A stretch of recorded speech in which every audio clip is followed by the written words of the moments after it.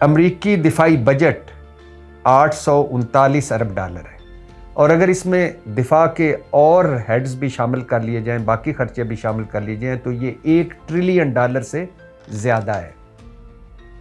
اور امریکہ ماشاءاللہ اس کو اس میں عبور حاصل ہے، بلکہ وہ اس میں مشہور ہے پوری دنیا میں کہ ادھوری جنگیں چھوڑ کر واپس جانا اور کہیں سے بھی فتح مند ہو کر نہ لوٹنا۔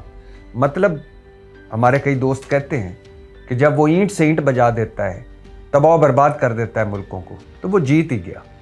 لیکن کبھی بھی امریکی اہداف پورے نہیں ہوئے۔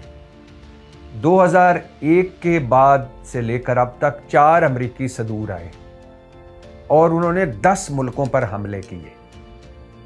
ٹرمپ صاحب نے بھی، میں بتا چکا ہوں کہ کئی ملکوں پر حملے کیے، 8 ملکوں پر تو صرف ٹرمپ صاحب کے دور میں حملے ہوئے۔ امریکہ کا کتنا پیسہ لگا ذرا یہ بھی سن لیجئے۔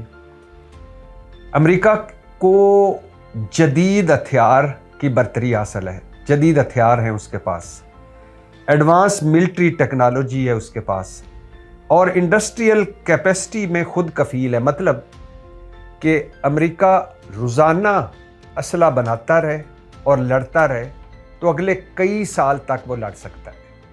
تو جو انڈسٹری اسلحے کی، اس میں امریکہ خود کفیل ہے۔ 2001 سے لے کر اب تک صرف مشرق وسطیٰ کی جنگوں میں امریکہ کے $5.8 ٹریلین لگے، صرف 36 گھنٹوں میں۔ وہ 36 گھنٹوں کی ایک فلائٹ تھی، 36 گھنٹوں پر مشتمل ایک حملہ تھا، اس میں $2.25 ارب لگے امریکہ کے، $2.25 ارب۔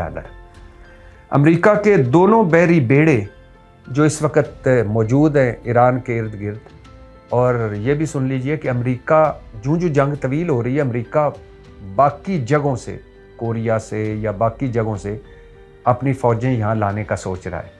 تو صرف یہ جو 2 بحری بیڑے موجود ہیں، ان میں سے ہر ایک کا روزانہ کا خرچہ ہے $6.5 ملین۔